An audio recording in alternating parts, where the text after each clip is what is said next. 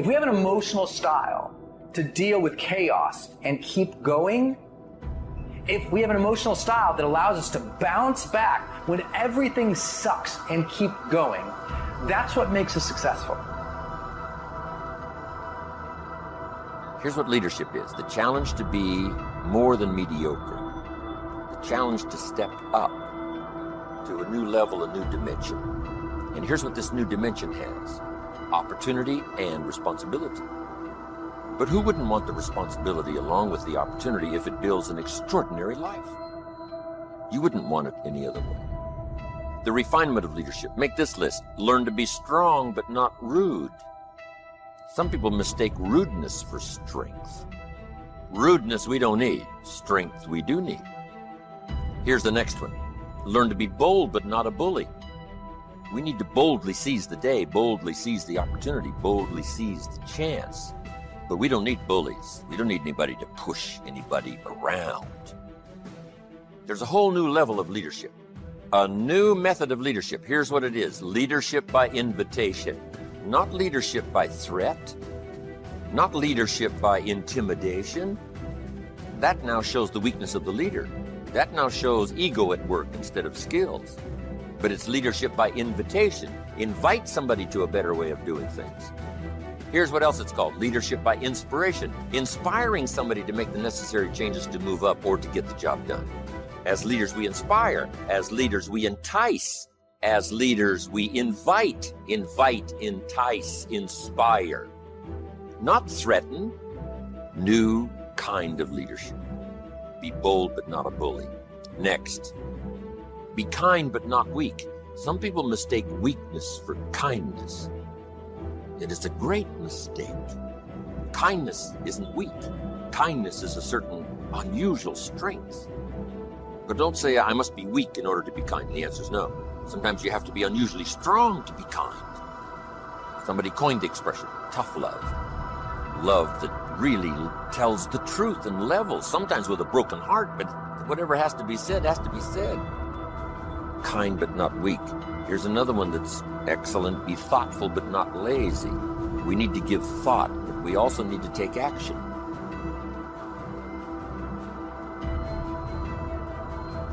The ability to be resilient toward your dreams, to keep marching on, win the struggle, the strife, the trial, the turmoil, the chaos, the frustration, the hurt, the anger, the disappointment, the shame, the regret, the embarrassment. When all that is there and you keep marching on, you know you'll be a successful person. It's the ability to be optimistic enough to know this too shall pass. This time shall change. I will find a way.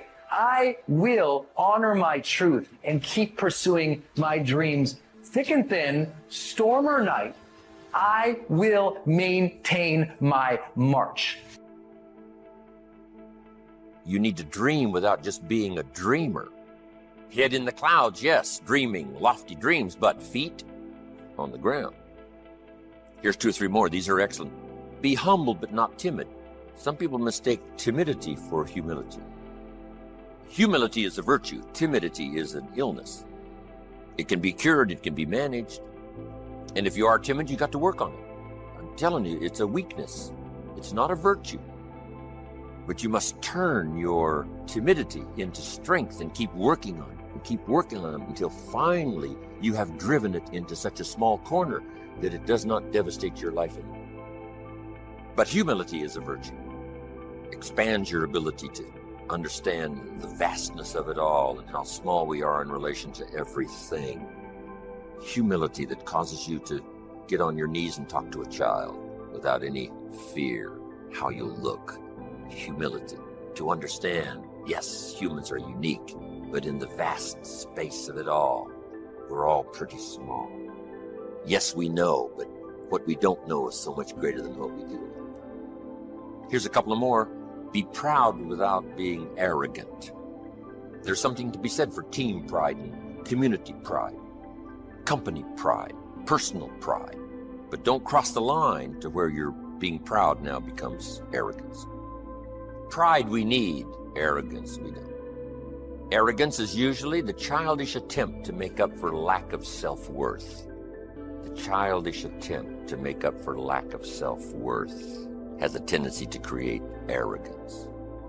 And you know the worst kind of arrogance? Arrogance from ignorance. That's the worst kind. If a guy's smart and arrogant, we can tolerate that. But if a guy's dumb and arrogant, that's hard to take. So now, all leaders must learn the basic laws so they can use them as illustrations as well as use them for productivity.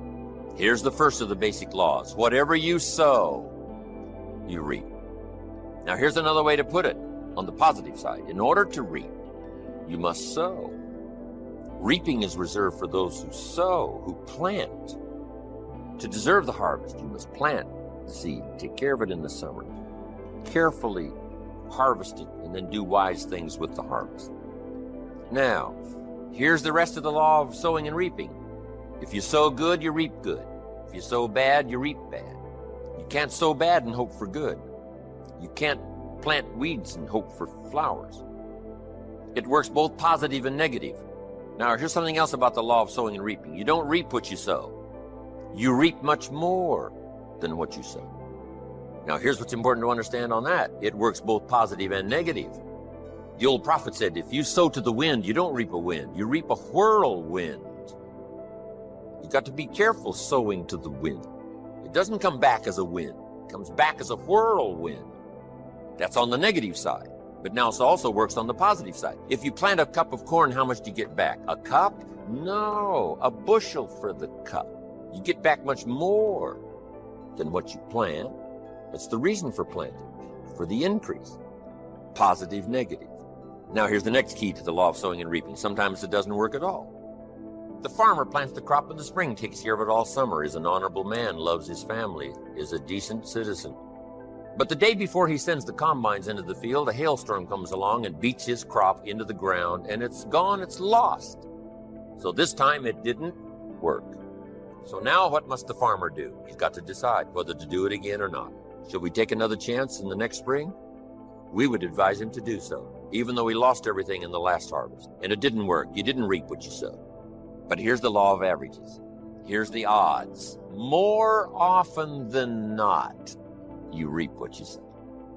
More often than not, you'll have a harvest if you plant in the spring. There's no guarantee, but more often than not. And guess what more often than not is? Pretty good odds. It's better than Las Vegas. Incredible. Next.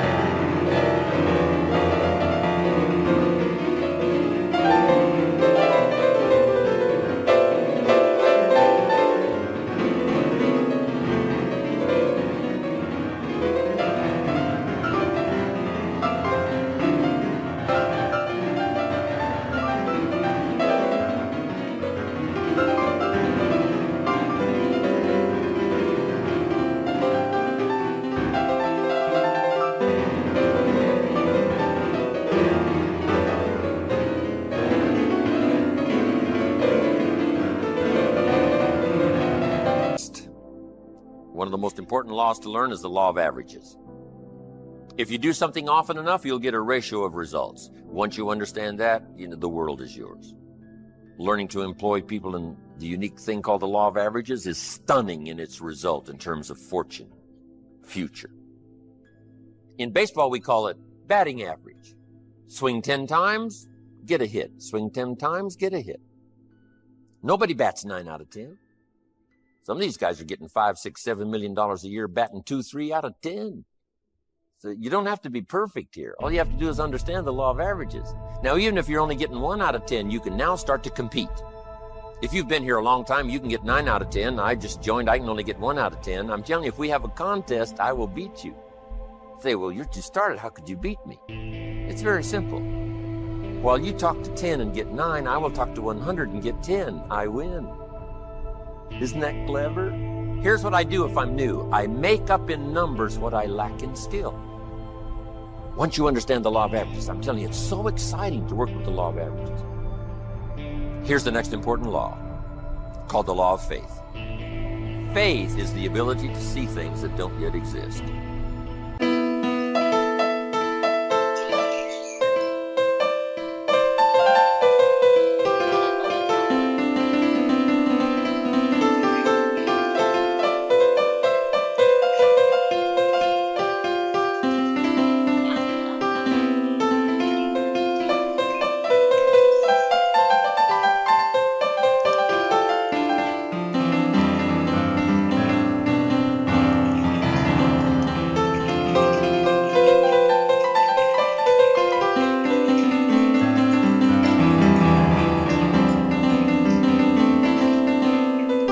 Faith, though, can turn difficulty into reality, positive reality.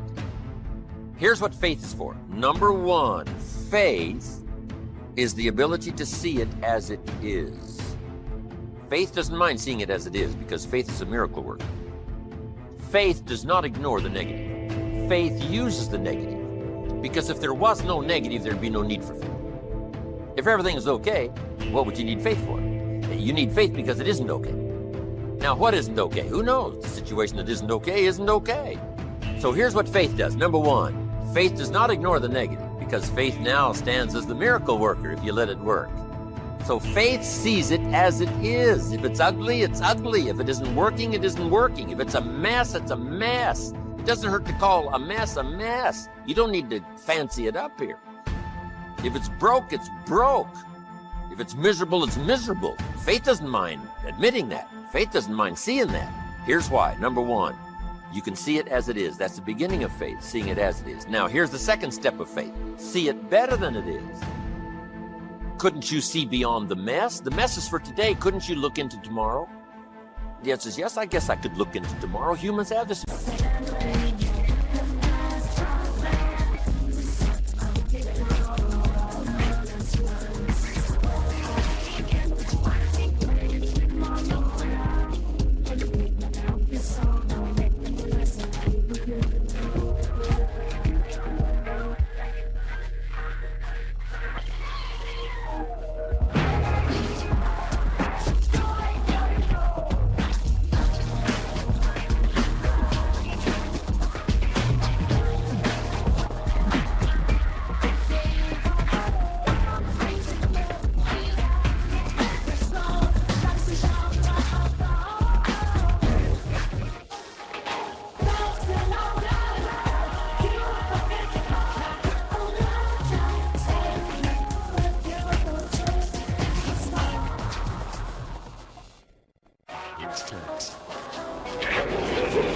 Incredible ability to look into tomorrow, to look into next week. Dream the dreams, make the plans, visualize, use your imagination, see it better than it is. Now here's the third step that turns faith into reality. Make it better than it is. Faith now must be invested in the muscle.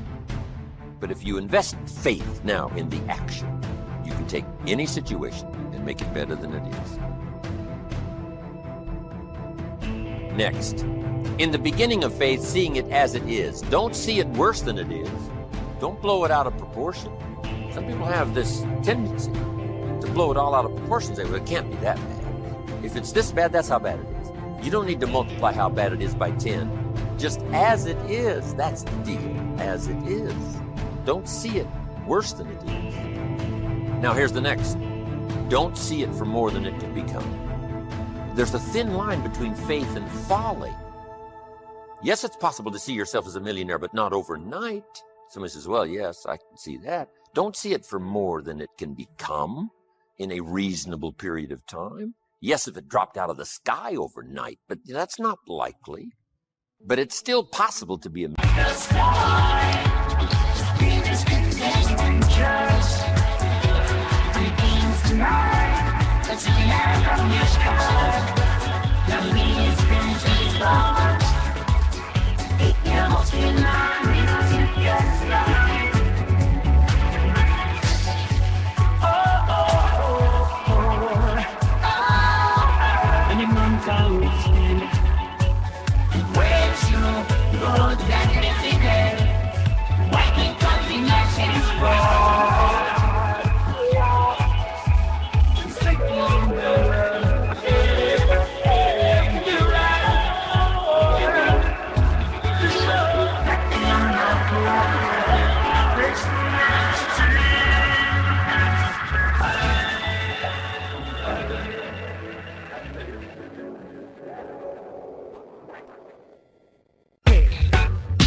It's still possible to be rich and wealthy, given a certain amount of time working with the law of averages and all the rest of the stuff we've talked about today.